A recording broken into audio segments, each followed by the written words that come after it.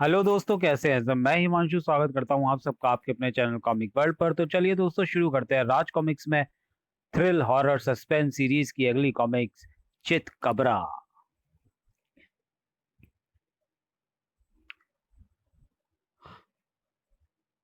कुछ लोग अपनी जिंदगी को केवल जीते हैं, कुछ लोग उसे भरपूर एंजॉय करते हैं, तो कुछ को शौक होता है उसको खतरे में डालकर जीने का।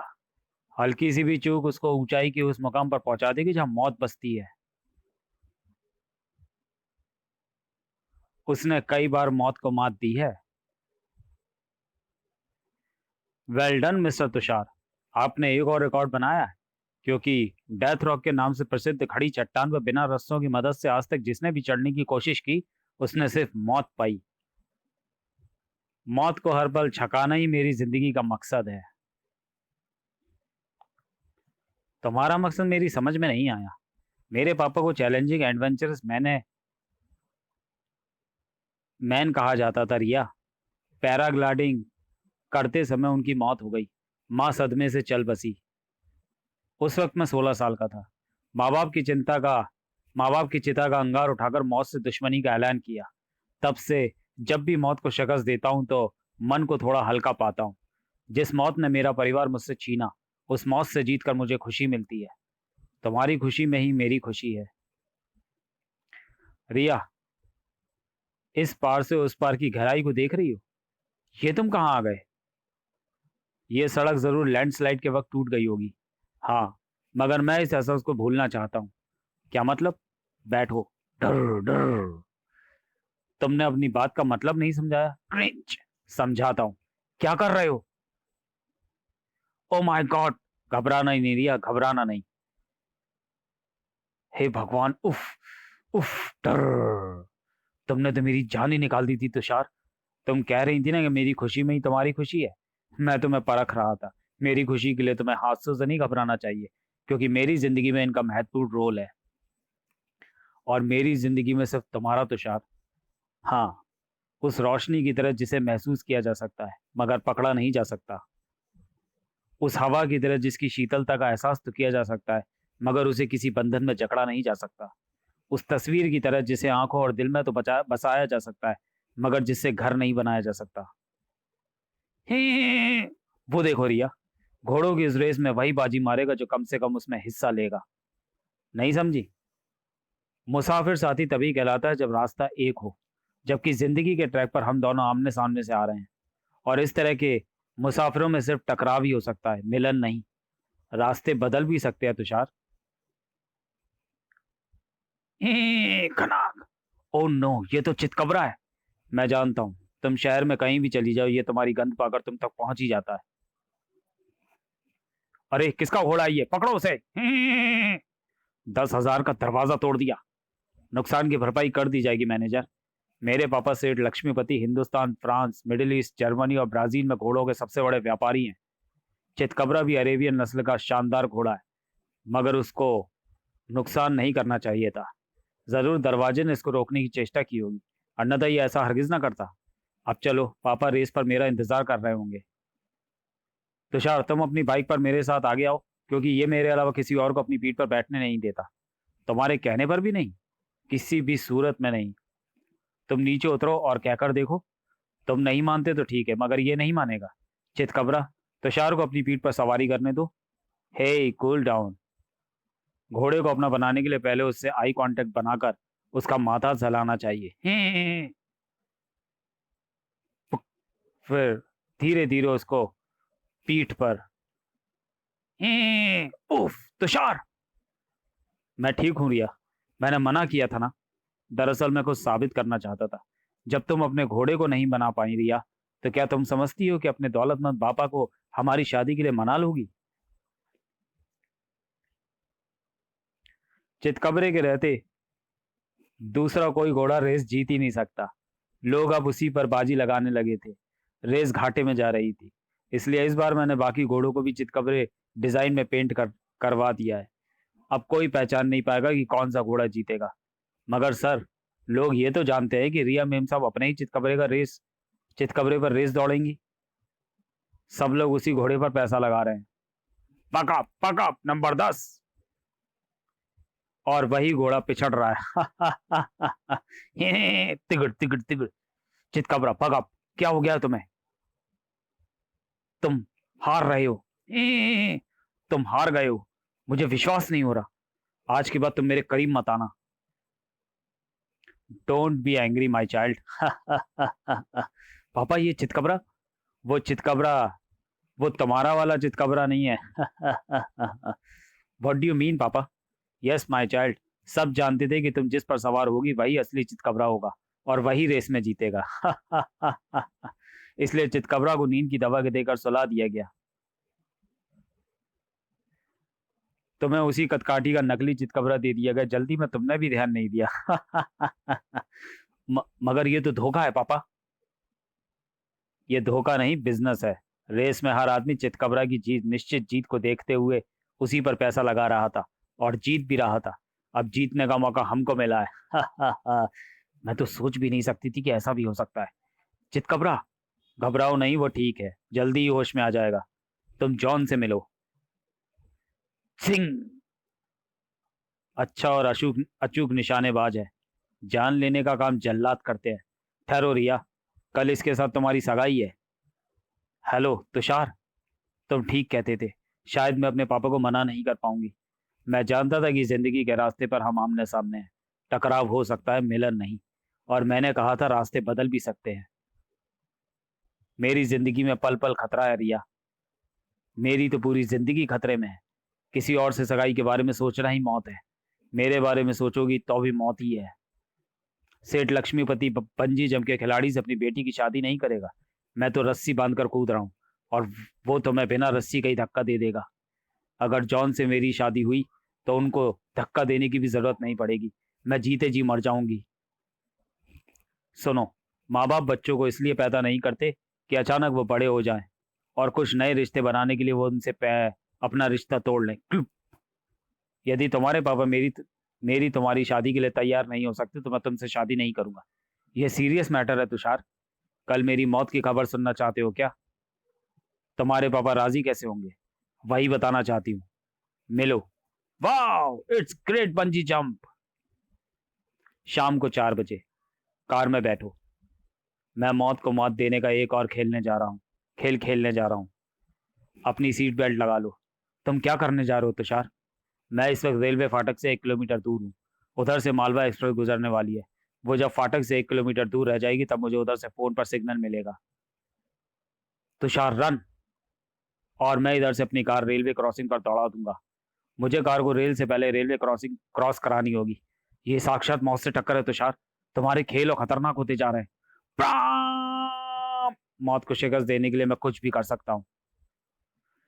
क्रंच, क्रींच। ये गजब का प्रदर्शन था। प्रदर्शन नहीं, दुस्साहस था। आप सचमुच मौत से खेलते हैं। यदि ये आपकी मंगेतर है तो आपको ऐसे खतरनाक खेल खेलने बंद कर देने चाहिए। आपने कार स्पॉन्सर की थी, उसको पीछे की तरफ से काफी नुकसान पहुंचा है। उसकी फिक्र मत करो, कार का बीमा है। तुषार, प्यार करना कोई अपराध नहीं है।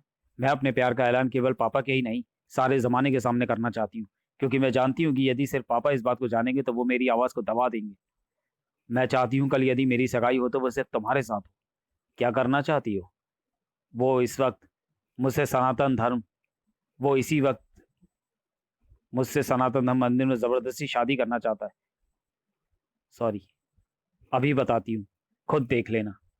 हेलो स्टार न्यूज हेल्पलाइन, मैं रिया बोल रही हूँ, सेठ लक्ष्मीपति की इकलौती बेटी। तुषार नाम के एक लड़के ने मेरा अपहरण कर लिया है। वो इसी वक्त मुझसे सनातन धर्म मंदिर में जबरदस्ती शादी करना चाहता है, वरना वो मुझे मार डालेगा या मेरे ऊपर तेजाब फेंक देगा।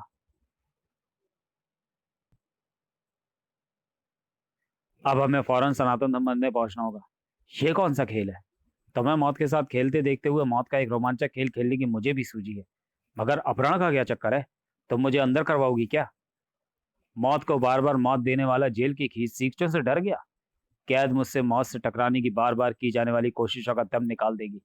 स्टार न्यूज के लोग आ गए तुषार। वो तुम हो, लेकिन यहाँ तो शादी के लिए हमें कोई जबरदस्ती होती नजर नहीं आ रही।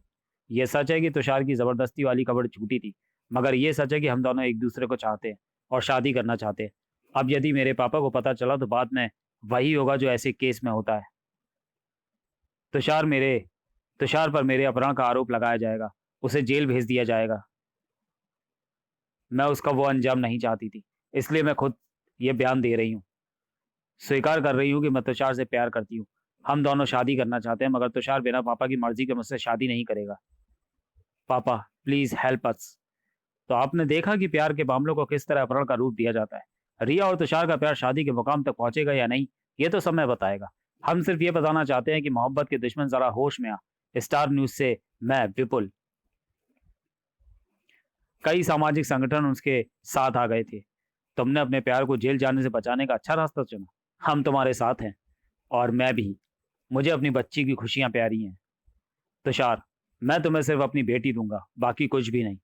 इसने तुम्हें चुना है, तुम जिस हाल में रखोगे ये रहेगी। तुषार को आपसे कुछ और नहीं चाहिए पापा, लेकिन इस शादी के लिए तुम्हें मुझे कुछ दिनों की मोहलत देनी होगी। और तुषार, तुम मुझसे घर पे आकर मिलना। कुछ तैयारी करनी होगी भाई। जी। अक्सर ऐसा होता है कि इंसान जो सोचता है वो पूरा नहीं होता। Arrest him inspector Bhilwara. Arrest him. इसी ने मेरी बेटी को गोली मारी है। क्या ये सच है मिस्टर तुषार? जी हाँ। मुलजिम के इकबाल जुर्म, चश्मदीद गवाहों और प्राप्त सबूतों की बिना पर यह साबित होता है कि मुलजिम तुषार ने ही प्रेम में असफल होकर रिया का खून किया है। अदालत मुलजिम तुषार को ताजीरात हिंद दफा 302 के अंतर्गत फांसी की सजा सुनाती है। सिर्फ एक रात पहले जिसके साथ तुम अपने प्यार की कस्में टीवी पर खा रहे थे, आखिर एक रात में ऐसा क्या हो गया कि तुमने उसकी जान तक ले डाली? एक रात तो बहुत ज्यादा वक्त होता है इंस्पेक्टर, कुछ होने के लिए एक क्षण ही काफी होता है। हाँ, मैंने रिया को मार डाला। कदम कदम पर मौत को मात देने वाला ये इंसान तुषार आज मौत से हार गया। रिया को खोकर जिंदगी जीऊं भी तो किसके लिए है? एक एक सांस का बोझ उठाकर जीने से मौत ही कहीं अच्छी है। माँ पिताजी को दिया वचन भी पूरा नहीं कर पाया, इस बार मौत को मात नहीं दे पाऊंगा। चितकबरा की आंखों में आंसू थे। भावभीनी विदाई दे रहा था वो अपनी मालकिन को। अब कौन बैठेगा उसकी पीठ पर? शहर के किसी भी कोने में भी जिसे सूंघकर उसके पास पहुंच जाता था, आज वो तड़प रहा था, बेचैन था। चितकबरा को क्या हुआ? वो दुखी है जॉन, बेचैन है। बात कुछ और भी हो सकती थी। चितकबरा कहाँ जा रहा है? रोको उसे। कहाँ था उसका कहा था उसको यहाँ मत लाओ। लेकिन सर, वो बुरी तरह बेचैन हो गया था। बेचैन तो वो अब भी था, और बहुत बुरी तरह से। अरे, ये तोड़ ही डालेगा जेल का फाटक। इंस्पेक्टर भीलवाड़ा चितकबरा का पीछा करता हुआ वहां पहुंचा था। हट, तू हट पीछे। शायद ये अंदर बंद रिया के हतारे तुषार तक पहुंचना चाहता है। शायद ये उसे खत्म करना चाह रहा है। मगर इसे यह कैसे पता चला कि इसकी मालकिन का हत्यारा इसी जेल में कैद है? ओह, अब तो फाटक से हटकर दीवारों पर ठोकरों के प्रहार कर रहा है। चितकबरा की यहाँ मौजूदगी की खबर मिली है मुझे। अब मैं समझ गया कि वो यहाँ पर क्यों आया है। उफ। नहीं, नहीं, नहीं। वो तो मैं सूंघता हुआ यहाँ आया है। वो तुम्हारी गंध पहचानता है। उसे पता लग गया है कि तुम यहाँ मेरे पास आई हो। रिया। हाँ, इसलिए यहाँ आई हो क्योंकि जानती हूँ कि तुम निर्दोष हो। तुम्हें फांसी की सजा मिली है। यह सजा तुम्हें कभी नहीं होने दूंगी। तुम्हें इस रूप में देखकर दुख हो रहा है रिया, और अब जो हो रहा है उसे होने दो। फांसी का निर्णय किसी जज का नहीं, तुम्हारा है। तुम्हें अपना निर्णय बदलना होगा। तुम जानते हो कि मेरा खून तुमने नहीं किया। मैं सिर्फ इतना जानता हूं कि तुम मेरी सांस थी, जो अब नहीं रही। सांस के बिना जिंदगी कल्पना से बाहर है। ए, किससे बात कर रहा है?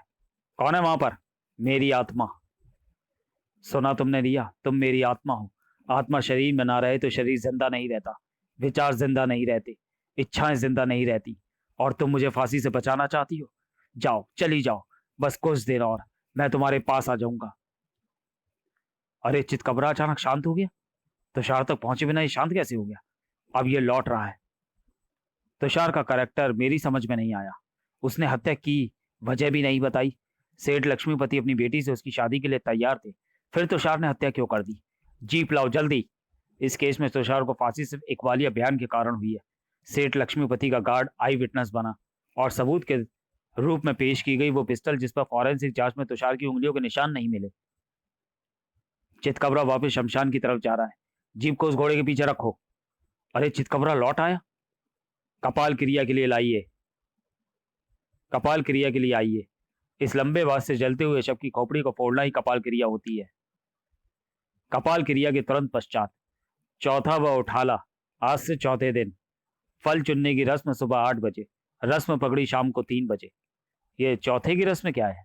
कहते हैं मौत के बाद भी आत्मा अपना घर व सगे संबंधियों को नहीं छोड़ती। मृत्यु पश्चात चौथे से लेकर 13वीं तक की रस्में उसकी मुक्ति के लिए ही बनाई गई हैं, ताकि उसे अपने मृत्यु का विश्वास हो जाए और वो इस संसार से अपना मोह भंग कर ले। चौथे की रस्म के पश्चात मृतक की आत्मा घर से तो निकल जाती है, मगर उसकी अस्थियां जब तक गंगा में प्रवाहित नहीं हो जाती और तत्पश्चात जब तक 13वीं की रस्म पूरी नहीं हो जाती, वो आत्मा अपनी अस्थियों के पास बनी रहती है। कुदरत के बनाए नियमों के अनुसार मुझे भी चलना होगा चितकबरा। सर चितकबरा, उसकी फिक्र मत करो, वो मेरी कार के पीछे आ जाएगा। दिन ब दिन मेरी सीमाएं प्रतिबंधित होती चली जाएंगी। चौथी की रस्म तक मैं कहीं भी आने जाने के लिए स्वतंत्र हूँ। उसके बाद मेरी अस्थियों को लाल पोटली में बांधकर शमशान के किसी कोने में विसर्जन हेतु रख दिया जाएगा और मेरी सीमाएं प्रतिबंधित हो जाएंगी। ये जेल गया, वहां से वापस शमशान लौटा। 3 दिन बाद तुषार को फांसी होनी है। बस हमारे पास 3 दिन है चितकबरा, सिर्फ 3 दिन उसको निर्दोष साबित करने के लिए। फिर सर, पिछले हफ्ते जो 4 अरेबियन घोड़े खरीदे गए थे वो मर गए। क्या बकते हो? उनकी कीमत 10 लाख रुपए थी। मौत और तबाही जिंदगी और वस्तु की कीमत देखकर नहीं आते। ये कैसे होगा? सर, आप वहीं रहें। इनके खून में एनिमल फ्लू के जीवाणु पाए गए हैं सर, और हो सकता है ये जीवाणु दूसरे घोड़ों तक भी पहुंच गए हों। मेरे घोड़साल में दुनिया भर की उम्दा नस्लों के लगभग 10,000 घोड़े हैं, जिनकी कीमत करोड़ों रुपए में है। एनिमल फ्लू को तुरंत रोकने के लिए तुम क्या कर रहे हो? इसकी बीमारी अभी सामने आई है, मैंने एंटीडोट मंगवाई है। सभी घोड़ों में दवा इंजेक्ट करनी होगी, क्योंकि एनिमल फ्लू बड़ी तेजी से जानवरों को अपना शिकार बनाता है। एक और गया, उधर देखो, बीमारी अपना असर तीव्रता से दिखाने लगी है। आप लोगों को बिना मास्क पहने और बिना एंटीडोट के यहाँ नहीं रुकना चाहिए। मेरे घोड़े, अचानक उनको क्या हुआ? मैं बर्बाद हो जाऊंगा। डॉक्टर उनकी बीमारी पर कंट्रोल कर लेंगे। चितकबरा, इसको बचाओ, उसको उधर मत जाने दो, यह बेशकीमती है, अकेला ही $1,00,000 का। उफ, ये बिगड़ गया है। ये रिया मेम साहब का मुंह लगा है, उसके अलावा किसी को छूने भी नहीं देगा। हाँ, उसने उसे बचपन से पाला था, उससे दूर रहो। वो हमारे पीछे पीछे आ रहा है। मुझे रिया के क्रियाक्रम में शामिल हुए लोगों को विदा करना है।